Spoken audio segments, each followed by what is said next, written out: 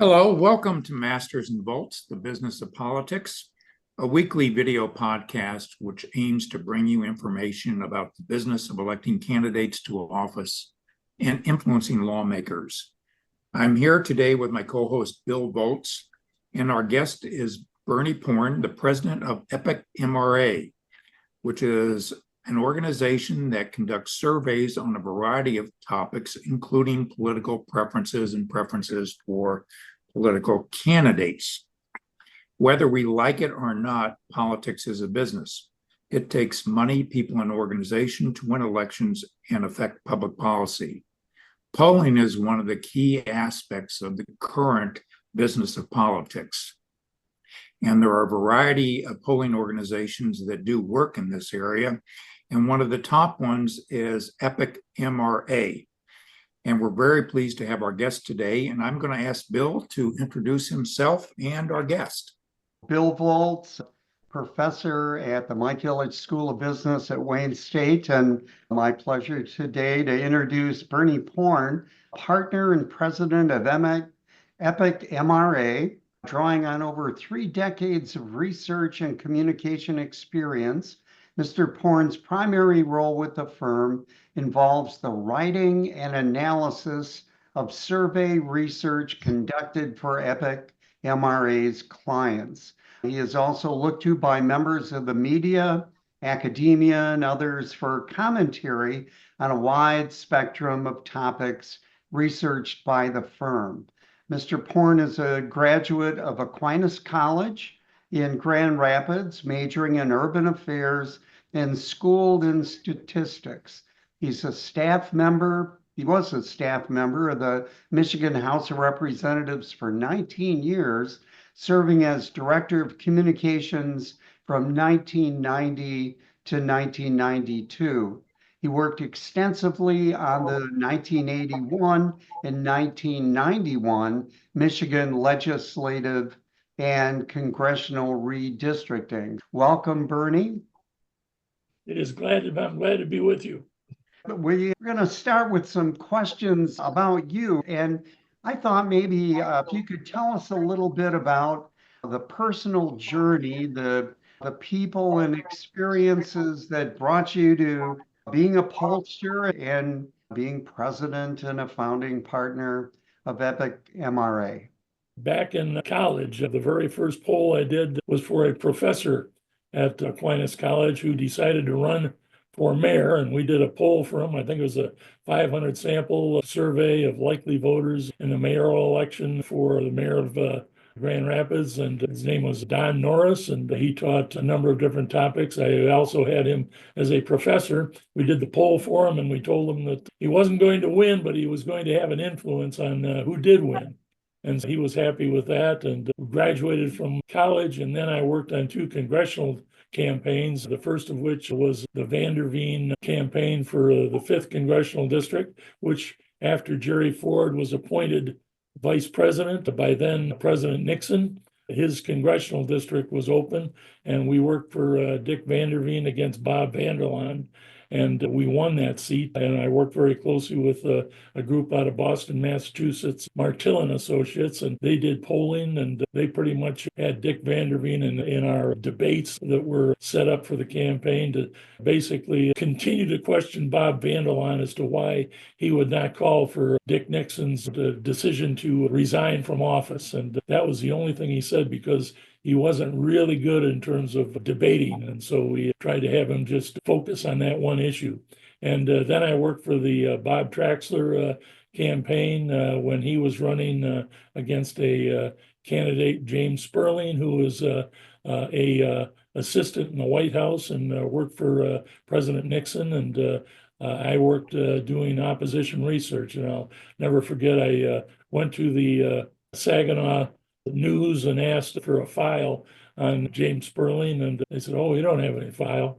And then I got a call a little while later to meet a reporter in a garage, much like in All the President's Men, to get a file. And he says, he never told me who he was, but he said, "There really is a file, and you got 2 hours to copy it." So I ran to the office and copied it off, and then Bob Traxler and I put together a piece using all of these quotes from James Sperling about how wonderful Dick Nixon was. And then we had 10 times as many protesters when Nixon came to visit the Sperling campaign as he had supporters. That was the beginning. Then I was hired by the House Democratic staff and worked for several years. At one point, we had 70 seats in the Michigan House of Representatives. And in 1980, I drew congressional district lines. And as a matter of fact, myself and my partner, John Kavanaugh, were the authors of the 1980 redistricting plan that was approved by the 3-judge panel. And then in 1991, they had a master who did congressional redistricting, and he used much of our plans in terms of developing the congressional districting plan. And we worked for many years. And as I mentioned before, we worked in the 1980s with Stan Greenberg. And that's where I probably learned more about polling than with anyone else. And he, of course, did the polling for Bill Clinton and has done work for Tony Blair and for Nelson Mandela and a number of other world leaders, and is now a very wealthy man and works for Democracy Corps along with James Carville, who I'm sure that experience gave me the opportunity to do polling, survey research. We started a partnership in 1985, and then in 1990 formed Epic MRA with a lot of help from the Michigan Education Association in terms of setting up the business. And we've been doing it ever since. And although we do a lot of polling for the presidential and gubernatorial elections for our media clients, most of our business is for school districts and community colleges and universities, and also state agencies testing and lobby groups testing a variety of issues, and also doing work for the bus transportation organizations and many surveys for hospitals. And so we have done a number of different surveys on different issues. And in a nutshell, that's how we became a pollster, and I've been doing it ever since. So how about your present role as president partner of Epic MRA? What does it mean? Is it herding cats? What does the president do? I write, used to be, I wrote probably most of the surveys. Now my partner, John Kavanaugh, has become very, very good at the wording and putting surveys together and writing analysis, as well as our chief cook and bottle washer, who's managing the district, Kelly Sullivan. He does a lot of writing and analysis himself. And of course, we've got Neil Ritchie, who does all of the database work. We have our own database with registered voters from the state file, and we have vote history, as well as phone numbers attached to all of the names. That's where we pull our sample from. And most of our surveys are done with live interviewers. And now we probably have at least 60% cell phones, so that we interview the younger voters. And we always come up with pretty much what the percentage of younger voters, those under age 35 and those 36 to 49, that match the number of people voting in the particular election that we're surveying for, whether it's a presidential election where you get your highest turnout, around 5.5 million statewide, to a gubernatorial election where it's between 3.5 million to 4 million voters participating, to doing surveys for those who participate in May elections for school boards and school districts, so that we can try to match the election that our clients are competing in. Is there a particular expertise that you think is critical for a person that's in your business? What is it that, gives you that edge to differentiate your firm and yourself and your key staff from the competitors?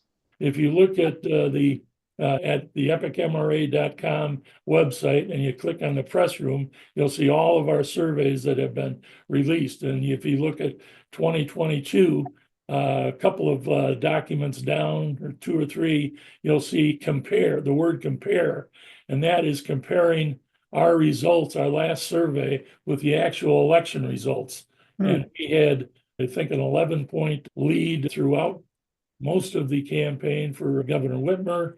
And we also had results for Attorney General, Secretary of State, and on 2 out of the 3 ballot proposals, we were in the money to the percentage yes and no on those. And the biggest thing that benefits us is to be the most accurate. We were the most accurate pollster in 2022. And even back in 2016, in 2020, and then in 2016, we had Hillary leading by 11 points during the debates, dropping to only a 3-point lead when she had her scare walking into the car. And we tested her right after that and was only up by 3. And then when the Comey letter came out about the investigation, she dropped down to 7 points.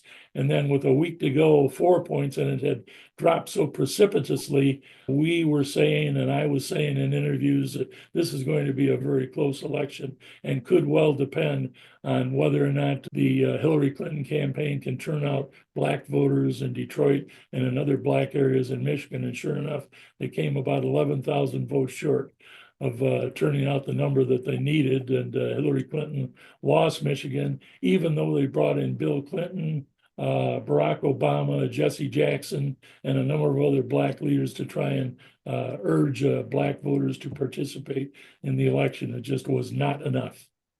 Merrick and I, as professors, I think we have a special interest in what you might want to share to young people who are thinking about being a pollster, going into the polling business as a career. Any words that a long and distinguished career on your part, what can you share with young people that are thinking about what you decided to go into at Aquinas College? I think, first of all, taking statistics is very important. I had difficulty with advanced algebra in high school, but when I got to statistics in college, I think I was second in the class, and I learned as much from the guy who was first in class as I did, I think, from the professor. And that was a very significant learning experience. And the other thing is working on campaigns and taking political science classes and gaining an understanding from them. But also, if you can, try to go to work for a polling company and have the opportunity, like I did, to work very closely with Stan Greenberg. He came in for all the polls, and I always picked him up at the airport and had discussions with him about the polling, and also it was involved in the wording of the questions of the polls that we used and developed, and learned a lot in terms of how he not only writes the polls, but also performs his analysis and demographic views of the polling data.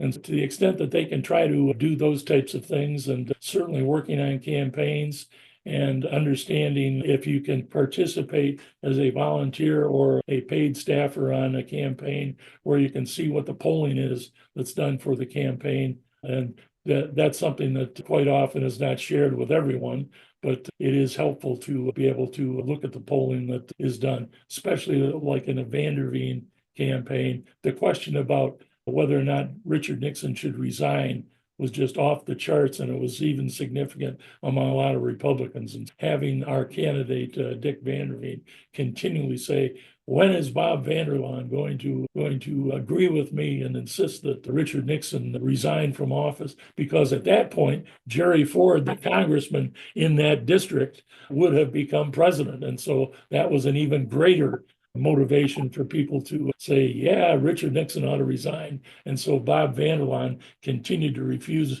to do that. And I think that really seriously hurt him and caused him to lose that election. Very interesting. Merrick, back to you.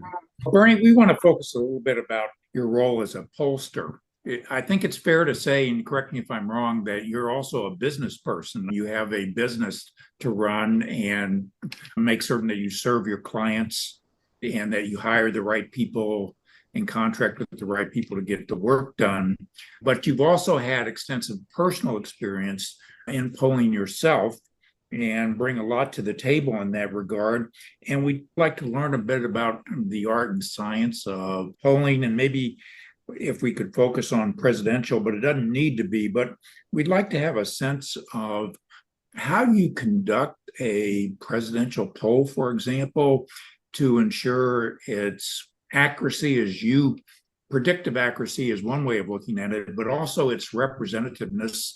A poll can be up one and correctly reflect the snapshot at one point in time, and shortly thereafter, because of events but it's an entirely different picture that it paints. But how do you conduct a poll? What do you do in terms of sampling, making certain that it's representative to get as accurate a poll as possible? We have our own database with voters and vote history. And so those who never participate would not be polled for the sample. Those who participate in presidential elections, you'll have one segment of people who only vote in presidential elections. We want to make sure they are represented. And also those who vote both in gubernatorial and presidential elections. And we try to make sure that the folks we end up in the sample represent those percentages of younger people that participate in the election. And we have, I shouldn't say we, but our database expert, Neil Ritchie, has gotten to the point where he has enough opportunities and polling numbers for younger voters so that they are given a greater opportunity than others because they tend to be less influenced to participate in the election. And so by doing that and playing with it over the years, he has come to a point where he has the opportunity for younger voters to participate enough so that it almost always matches within a percentage point the percentage that they have voted in presidential election years. And when we look at like this 2016 election, where there was a lack of turnout in Democratic areas, and 2020, where there was greater participation, even though Joe Biden won by 154,000 votes, there was greater participation by both. And so we try to match up where we think the turnout is going to be, as we have done this year. And we also have all of the previous polls so that when you look at the favorability ratings, there is just continual matching of those numbers that we've had in the past and favorability, whether it's for Joe Biden, Donald Trump, Kamala Harris, or other figures that we test on a regular basis. When you see a significant change, and after Biden got out, there was a significant improvement by about 6 or 7 points in his favorability rating.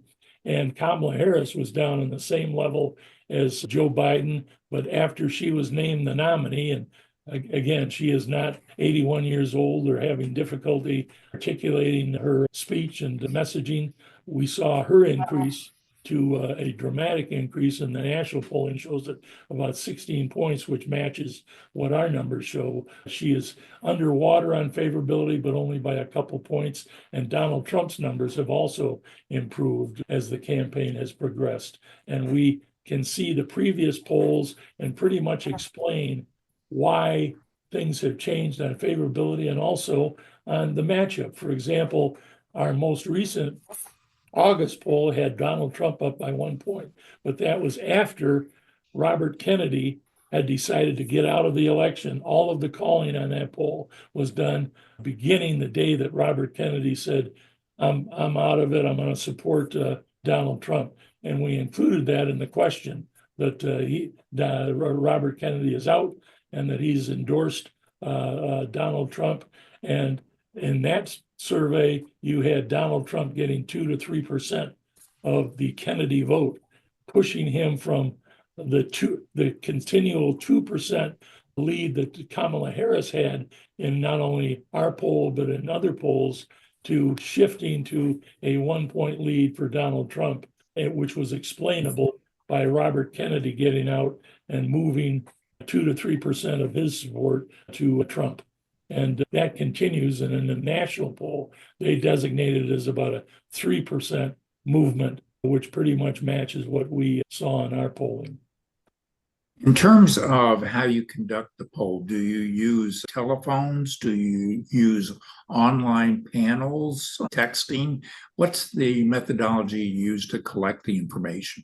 We always try to use telephone interviewers where we have a phone bank call the numbers that we give them, and they fill out either the automated system, or some of them do fill out the paperwork, because we often have enough pollsters that are more than the automated dial-up systems. And so we will look at that, and it's telephone interviews, 60% are cell phones, and in some of our most recent survey was 80 cell phones. And we always try to make sure that we have a very large number of cell phone contacts, and that's what we do. But we also do other types of surveys online for groups that are very homogeneous. For a school district, a group of parents will also often do an online survey for them. We also have done automated calling where it's a voice system and they ask the questions and then people are asked to press 1 or press 2 in an automated system to respond to the question. So we have done it that way, although that is not preferenced because that is not as accurate as the telephone surveys, because the automated ones, you always have to play with the numbers afterwards because you'll have too many females answering the phone on an automated system. So you have to reweight it to match what it should be. And also you have to do a lot of reweighting in terms of partisanship. If it's a general election poll, we usually only do automated surveys for primary elections because it's a more homogeneous group of voters. Let me ask you, one of the things you hear a lot about in the Trump elections in particular is that people are reluctant to say what they believe. Trump voters are not willing to talk to pollsters. That's what the chatter that I hear an awful lot in the media. When you conduct a poll, how long does the agent that's doing the polling spend with the respondent, and how do they determine whether they're getting an accurate measure of what they're saying? Are they really being honest with it? We have included questions that will trip up people who are being dishonest, and we have not had to do that in our recent polls because we have previous polls during the election season to compare things with, and we can look at the favorability ratings and the matchup numbers between polls and usually explain why things are changing.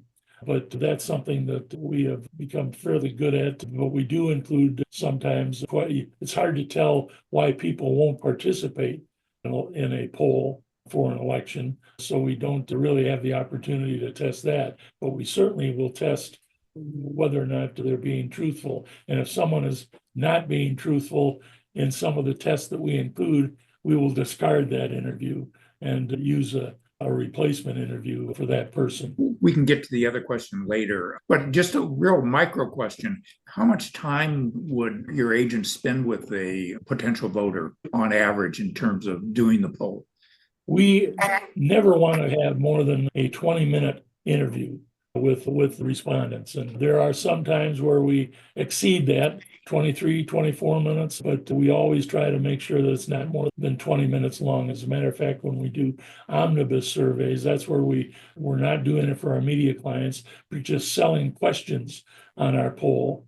If it exceeds 20 minutes, we often will do 2 polls and split them up into 2 10 or 2 12 or 13-minute surveys because we're making money selling questions on both of them. I got you. So you can, you want to keep that under 20 minutes. Yeah, each time, at one point in time, you don't want to spend more than 20 minutes with a potential voter. No, because you tend to lose some of them. And if you are going to 25, 30-minute survey, you are definitely going to lose a good number of them. And that can skew your results. And so 20 minutes is a magic timeline where if it goes beyond that, why you start to lose people and say, yeah, I got dinner on the oven now, or I've got something else going on where I need to get off. Goodbye.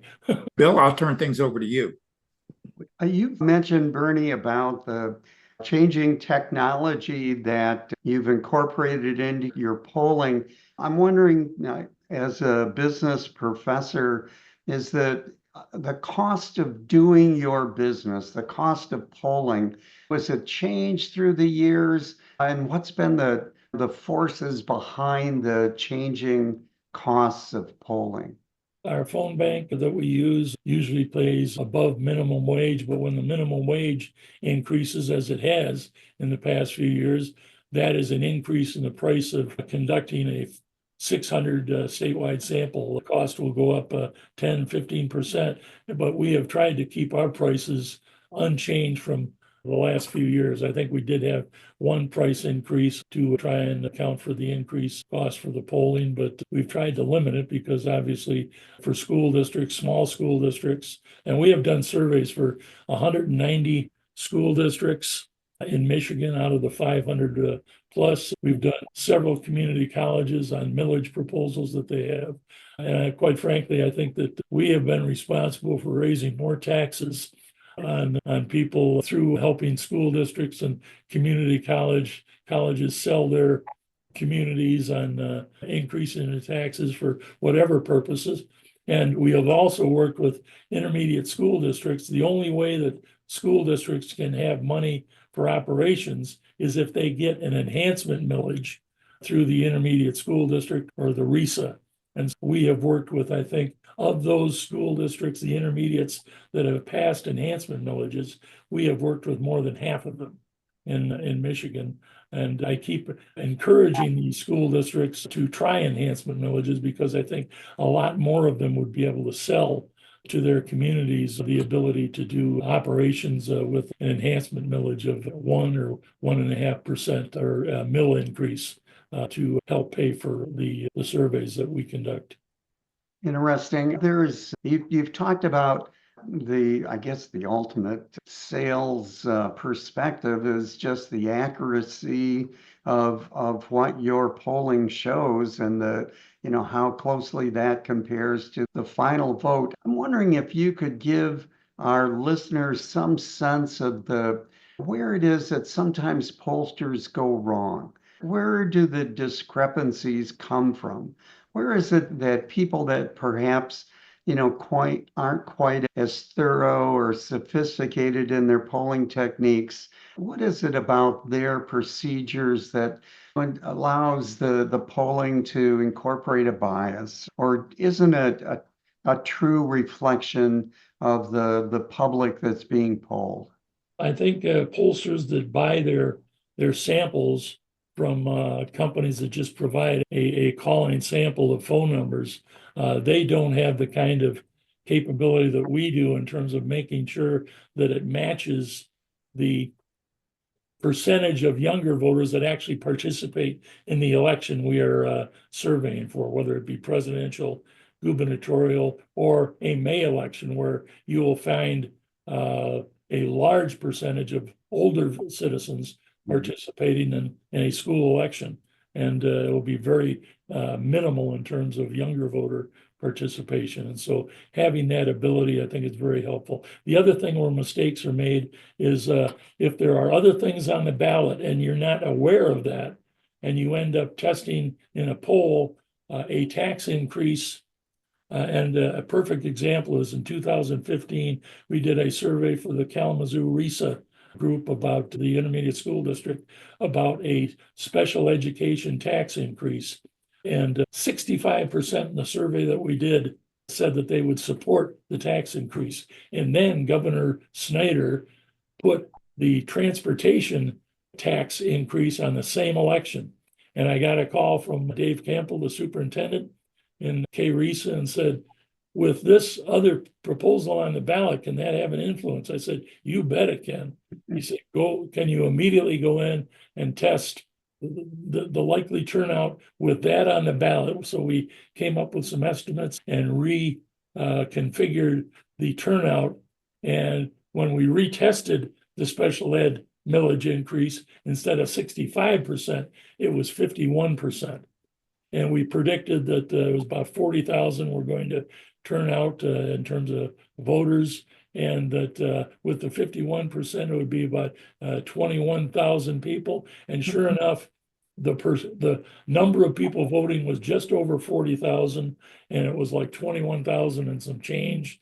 And we hit it right on the money with 51%. And Dave Campbell is no longer working there, but he still works in education and always talks about how we were so accurate in that, because it went from 65% to 51%. And our polling also showed that the transportation tax increase was going to just get buried, and it did by 80% in the statewide survey. And so there's always the chance of other issues on the ballot. Washtenaw Community College, we had a ballot or an issue on the ballot that would have funded a home for unwed mothers, I think was the purpose of it. And that took votes away from one of the two ballot proposals we had for the community college. And we ended up passing the millage to build a building, but not to operate it. And so we then had to come back and test the message about, we've got a building, but we now need to pass the tax increase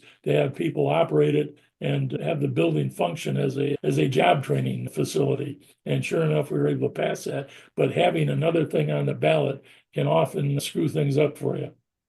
Oh, it's a great insight. And a number of people have, with Governor Whitmer, with whether it was recreational marijuana or redistricting or the abortion constitutional amendments, is it that those other proposals on the ballot, is it that they changed the turnout, or is it that they changed the perspective of the voters on the existing ballot question? Is that Usually it's turnout.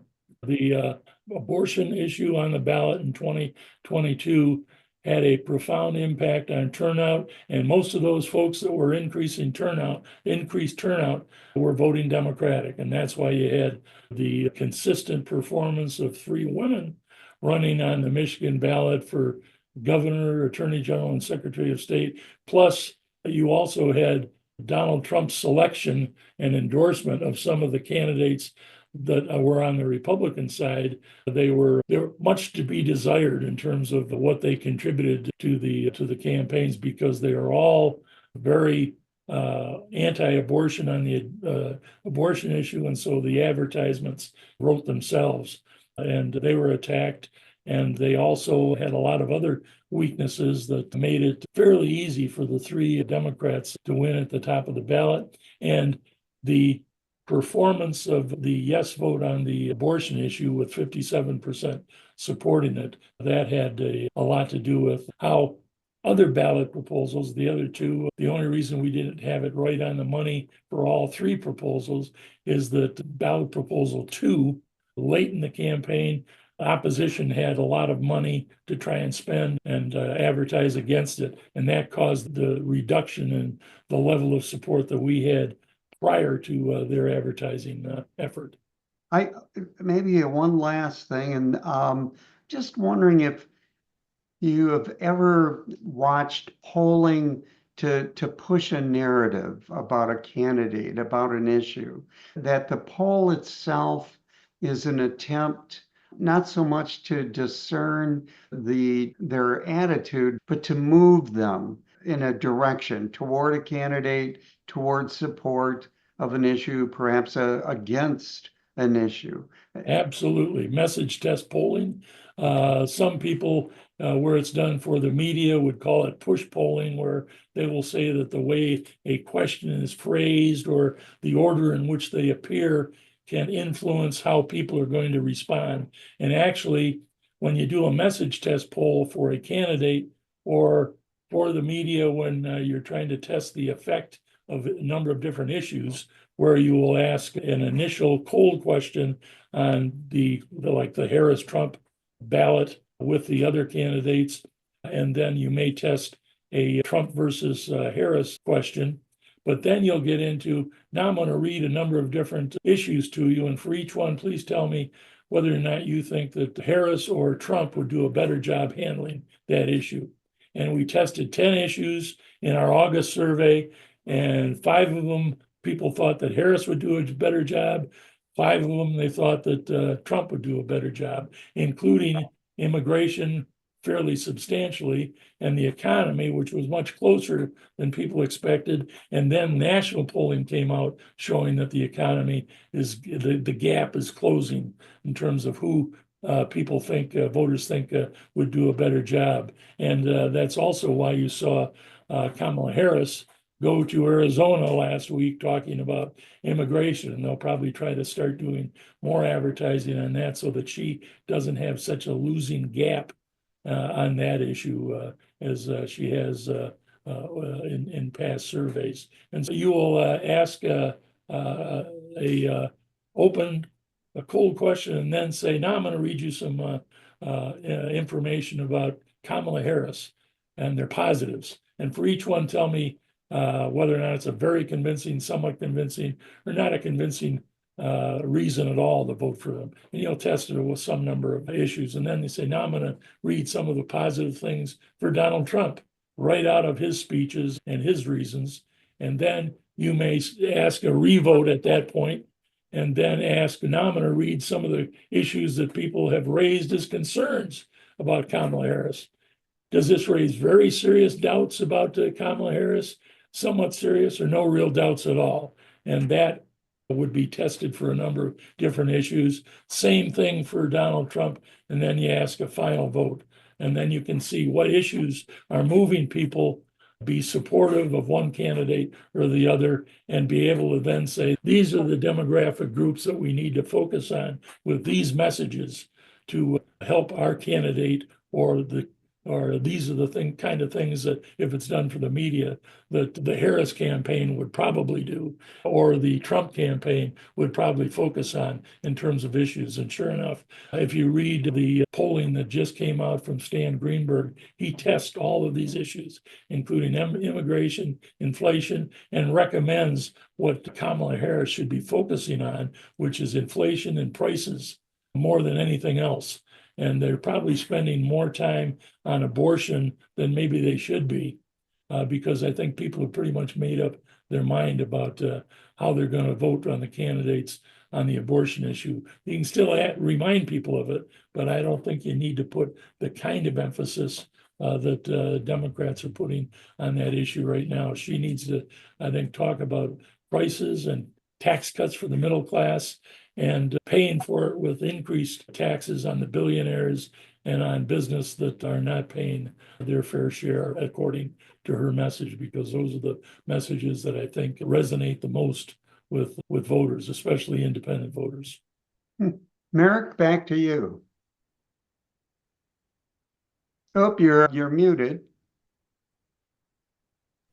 I'd like to talk to you a little bit about how you think the parties are positioned in this election cycle at the presidential level and also at other levels in the state of Michigan.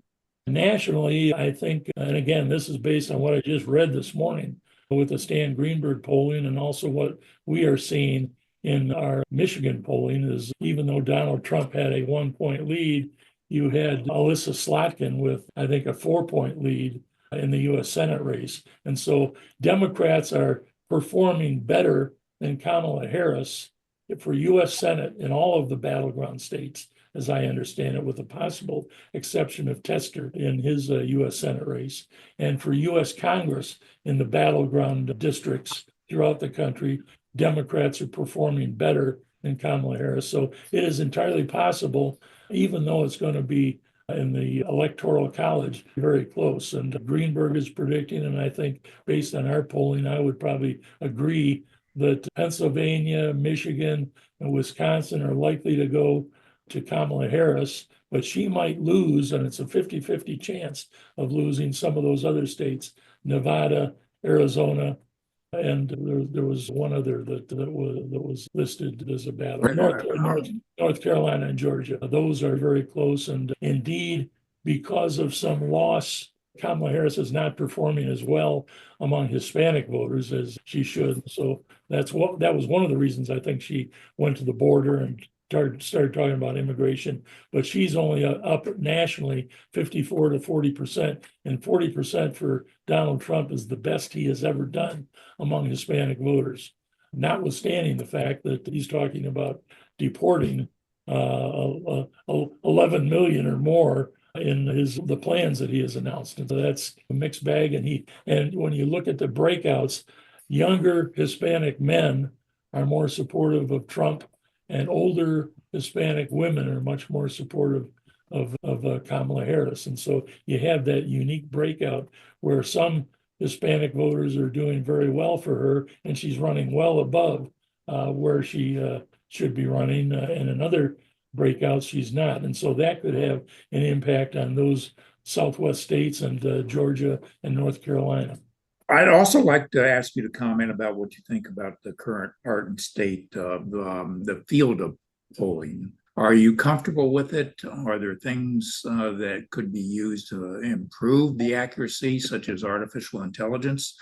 Just a little bit of your thinking along those lines. Artificial intelligence is going to be there regardless of what anyone wants or does not want. And the question is, to what extent should government try to limit what artificial intelligence can do in a whole variety of different areas? And there probably needs to be some limits.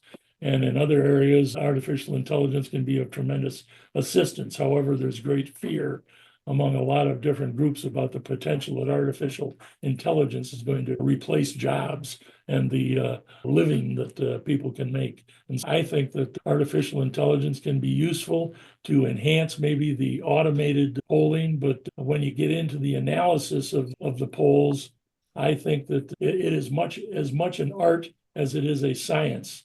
In terms of interpreting polling, and a lot can be said or should be said about the experience of pollsters being able to look over the years at how things have changed in unique circumstances where they are going to be better 9 out of 10 times than artificial intelligence will be in terms of pointing out unique things that you can remember from things like, oh, there's something else on the ballot that can have an influence on a tax increase that you're pushing for a particular school district, or other things such as here you have 2 candidates, for the first time, a Black woman running, and for the first time, a Republican candidate who has experienced significant legal problems and has a number of court cases riding over his head, hanging over his head. That's the first time that we have had that situation. And surprisingly, the worse the situation is for Donald Trump in terms of legal issues, the better he seems to do with his base, and they become more energized to participate in the election. So that makes it, I think, a difficult balancing act in terms of making a judgment. Where is it going to all fall down in the end? And artificial intelligence can have an important role to play, but I'm not convinced that it's going to be as good as a Stan Greenberg or several other well-known pollsters, experienced pollsters nationally in terms of interpreting the results. I'd like to close with a question that taps your expertise. And if I'm a consumer of polls and I go to polls, and I've just started to get more involved in presidential polls and looking at and trying to discern which is more accurate than the other. And I remember the days, and I think all of us can remember the days when the 2 major pollsters were Gallup and Harris. And we looked at those polls, and I think Gallup was probably the standard everybody wanted to emulate. But whatever the case, now you have so many of them, and they're seemingly all over the place. Some have Trump up by 3 or 4, some have Harris up by 6. What advice do you have to the viewer in terms of when they look at these polls? How do you read them? What should you look for? Should you try and get to the crosstabs, or should you look at when it was conducted, the sample? What variables should you look at? Some of the things that you should consider, for one thing, is the poll being conducted by a pollster that is working for a candidate, because there are polling companies that only work for Republicans. There are other polling companies that only work for Democrats. And if it's a Democrat polling for a Democratic candidate, you need to take that with somewhat of a grain of salt. Because the other thing is, always look for the questions. If the questions are not presented with the results and you don't know what the order of the questions are or the wording of the questions, why did they just put out a press release without sharing the questions? We always try to share the questions, and we advise our clients to share the questions that are asked and the order in which they are asked. And the other thing is, it's always good to look at the aggregate polling groups like 538, which is what Nate Silver from Michigan, the East Lansing, started. And also he has one called Silver something. So it's Silver something with a second word that talks about his polling estimates. And then there's Real Clear Politics. And interestingly enough, in 2022, Real Clear Politics were not on site or on target in terms of their polling. they predicted that Governor Whitmer was going to be defeated and that Michigan was going to be a Republican pickup. And so you need to look at those things and understand the history. 538, they've had great calls in many of their estimates in terms of all the states' results, but they've had a couple of breakdowns. In 2016, they had some difficulties. So you need to understand the history of these aggregating companies, but that's a good place to look to get an understanding of where all of the polling lies. The other thing is that in 2022, I know that in Michigan, you had most of the Republican polling firms, several of them, having the race very close. We continually showed an 11-point, 10-point lead for Governor Whitmer against her Republican opponent. And we were accurate. And it never varied from our 11-point lead. And all of these pollsters that showed it, it's within a point, and that can change. There was a lot of accusations that were suggesting that the numbers were being fudged to try and make it look competitive, when in reality it wasn't. And so that's something that in terms of our credibility, we always try to just, whatever the numbers show in terms of our procedure, that's what we release, and that's what we talk about. And if you have a situation where numbers are much more competitive, or they seem out of line, the other issue is herding. Some pollsters will try to be within the margin of the average of those that are in 538 or Real Clear Politics, instead of showing their own numbers. But they're changing the numbers when they do that, which I think is wrong. And throughout the history of our polling, I would not change a polling result by 0.1% in terms of what the results are. And I never have, and I never will. That's very informative and insightful, and we want to thank you so much for sharing your time with us today on a very important topic. It's been very interesting learning about your approach to polling and how your organization does it. And you are really one of the most widely respected pollsters, I think, in this state in terms of forecasting elections. And I think a lot of that has to do with your integrity in terms of how you conduct the business. I'll turn things over to Bill to say a last word. Thank you. Thank you, Bernie. Very impressed. I enjoyed this very much. Merrick? Thank you so much. And we hope our viewers will subscribe to our YouTube channel and click the like button. Bernie, thank you again so much. You're very welcome. Take care. Thank you. Thank you, Bernie. We appreciate it very much. You're welcome, and best wishes. I'm going to hit the stop the record button. Leave. Take care. Bye-bye. Thank you.